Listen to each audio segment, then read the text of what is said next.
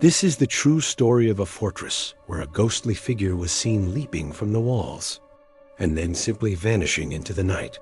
Stone walls, silent corridors, and something that still walks the ramparts, a spectral presence woven into the very fabric of its ancient stones. The story begins in the 17th century with the very foundation of the Castle of Good Hope. Located in Cape Town, South Africa, this formidable structure was meticulously constructed between 1666 and 1679 by the Dutch East India Company. Its purpose was clear and stark: to serve as an impregnable military fortress, safeguarding vital colonial interests and controlling the strategic sea route around the Cape. Imagine the sheer scale of the undertaking: massive stone walls, towering bastions, and intricate internal courtyards, all rising from the earth, designed to withstand any assault. It quickly became the central stronghold in the region, a symbol of power and a silent witness to the burgeoning colonial era.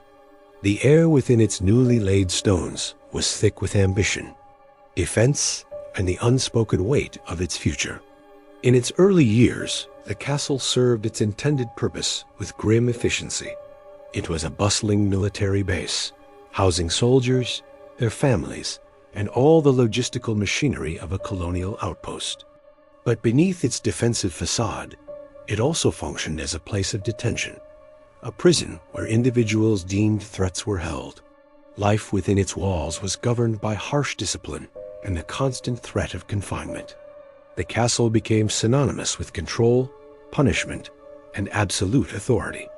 Every creak of a door, every clang of a chain, every whispered plea would have echoed through its cold stone chambers, imbuing the very atmosphere with despair. These early experiences, etched into the castle's history, laid a foundation for the unsettling tales that would later emerge. As the centuries turned, from the 18th to the 19th, the fortress remained a constant. It endured the ebb and flow of changing colonial powers, each leaving their mark, yet its core function persisted.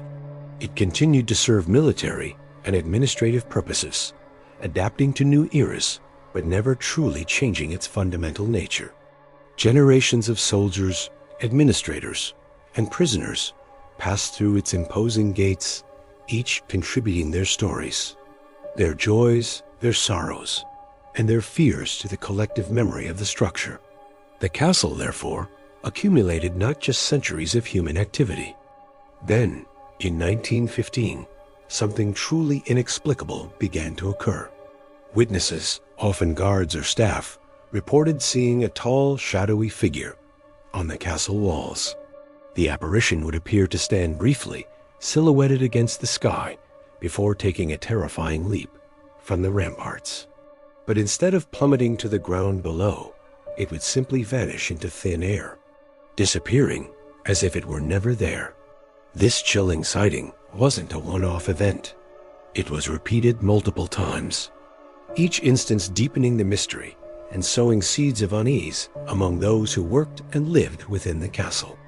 The sheer impossibility of the act, combined with its recurring nature, defied all rational explanation. The sightings continued, becoming a recurring nightmare for those stationed at the castle. Guards on patrol, staff going about their duties, all claimed to see the same spectral figure again and again. The apparition was consistently described: tall, shadow-like, moving with an unsettling grace along the upper walls. It would materialize suddenly, a dark silhouette against the ancient stone, only to disappear without a trace, leaving behind only a lingering chill and a profound sense of dread. These persistent reports, shared among a growing number of credible witnesses, began to gain significant attention, transforming a local curiosity into a deeply unsettling legend. The castle was no longer just a historical landmark. It was becoming known as a place where the veil between worlds was thin. Over time, the paranormal activity within the Castle of Good Hope expanded beyond the jumping ghost. Other phenomena began to be described, each adding to the castle's eerie reputation. The distinct sound of footsteps would echo through empty hallways, their source unseen, their rhythm unsettling. Doors would creak open and slam shut without any discernible cause, startling those nearby and leaving them questioning their sanity. Shadowy figures were glimpsed in peripheral vision, fleeting forms that vanished when directly looked upon, leaving a lingering sense of being watched. The castle, once a bastion of human control, was slowly gaining a reputation for unexplained activity, a place where the unseen forces held sway. Even the castle's ancient bell became a part of the haunting. Some reports included the castle bell ringing unexpectedly, its deep, resonant tones reverberating through the quiet air when no one was near it. Furthermore, disembodied sounds would echo through interior chambers, whispers, moans, or even faint cries when the rooms were known to be utterly empty. These deeply unsettling experiences were reported not just by the castle staff, who might be prone to suggestion, but also by visitors, tourists, and researchers, lending further credence to the claims. The sheer consistency of these varied phenomena painted a picture of a place truly alive with spectral energy. Naturally, attempts were made to explain away these strange occurrences.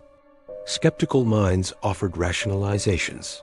The play of lighting conditions and shadows along the ancient walls could create illusions, could exert a powerful psychological influence, leading people to imagine things. Yet, despite these logical explanations, the consistency and sheer volume of the sightings and experiences kept the story alive. The rational arguments simply couldn't account for every detail. The mystery persisted, stubbornly refusing to be dismissed. Even in modern times, the Castle of Good Hope continues to be a site of unusual experiences. Visitors touring its historic grounds. The legend of the 1915 apparition, the jumping ghost, remains the most famous and enduring case, a chilling centerpiece to the castle's paranormal lore.